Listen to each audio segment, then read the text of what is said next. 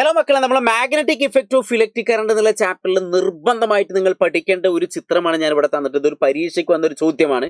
അതുകൊണ്ട് തന്നെ ഇവിടെ സ്വിച്ച് ഓൺ ആക്കി കഴിഞ്ഞാൽ കറണ്ട് പോസിറ്റീവിൽ നിന്ന് നെഗറ്റീവിലേക്കാണ്. അപ്പം ഞാനൊരു ബ്ലണ്ടർ ട്രിക്ക് ഞാൻ നിങ്ങൾക്ക് പറഞ്ഞു തന്നിട്ടുണ്ട്. എങ്ങനെയാണ് കറണ്ട് പാസ് ചെയ്യുന്നത്? ആന്റി ക്ലോക്ക് ആണെങ്കിൽ താഴത്തെ മാഗ്നറ്റിക് നീഡിലും ആന്റി ക്ലോക്ക്. ഞാൻ പറഞ്ഞ ഐഡിയ മനസ്സിലായോ? ഇവിടെ സ്വിച്ച് ഓൺ ആക്കിയാൽ ഇത് പോസിറ്റീവ്, ഇത് നെഗറ്റീവ്. കറണ്ട് പാസ് ചെയ്യുന്ന എയിൽ നിന്ന് ബിയിലേക്കാണ്. അപ്പൊ കറണ്ടിന്റെ ഡയറക്ഷൻ ആന്റി ക്ലോക്ക് ആണ്. അങ്ങനെയെങ്കിൽ താഴത്തെ മാഗ്നറ്റിക് നീഡിലും എങ്ങനെയായിരിക്കും? ആന്റി ക്ലോക്ക് വൈസിലേക്ക് ഡിഫ്ലക്ട് ചെയ്യുന്നു. ഇത് നമ്മൾ പഠിച്ചു വെച്ചതാണല്ലേ, ഇങ്ങനെ ഒരു ഐഡിയ. അങ്ങനെയെങ്കിൽ താഴത്തെ ചിത്രത്തിന്റെ പ്രത്യേകത എന്താ? പടച്ചോൻ, ഇതെങ്ങനെ ചെയ്യുക? ഇവിടെ നോക്ക്, ഈ മാഗ്നറ്റിക് നീഡിൽ ബിലോ ദ കണ്ടക്ടറിന്റെ താഴത്താണ്. പക്ഷെ അതിന് പകരം ഇതിൻ്റെ ഉള്ളിൽ വെച്ചു. അതായത് ഈ കണ്ടക്ടർ AB എന്ന കണ്ടക്ടറിന്റെ മുകൾ ഭാഗത്ത് വെച്ചു. അങ്ങനെയെങ്കിൽ അത് എങ്ങനെയാവും ഡിഫ്ലക്ട് ചെയ്യുക? നിങ്ങൾക്ക് പറയാൻ പറ്റുമോ? അതിന് ചെയ്യേണ്ട എത്ര ഉള്ളൂ, ഒന്ന് നമ്മൾ പഠിച്ചു വെച്ചു. ഇതിൽ എന്തെങ്കിലും ഒരു മാറ്റം വരുത്തിയാൽ എന്ത് ചെയ്യും? അതിന്റെ ഓപ്പോസിറ്റ് ആയിരിക്കും ഇത് ഡിഫ്ലക്ട് ചെയ്യുക. ഇപ്പൊ ഇവിടെ കറണ്ട് പാസ് ചെയ്യുന്ന ആന്റി ക്ലോക്ക് ആണ്.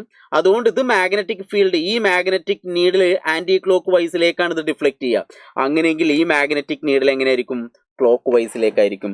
അപ്പൊ ഇതൊന്ന് പ്രത്യേകം ശ്രദ്ധിക്കണം. ഇവിടെ കറണ്ട് പാസ് ചെയ്യുന്ന ആന്റി ക്ലോക്ക് ആയതുകൊണ്ട് മാഗ്നറ്റിക് നീഡിലും ആന്റി ക്ലോക്ക്, പക്ഷെ ഇവിടെ മാഗ്നറ്റിക് നീഡിൽ എങ്ങനെയായിരിക്കും? ക്ലോക്ക് വൈസ് ആയിരിക്കും.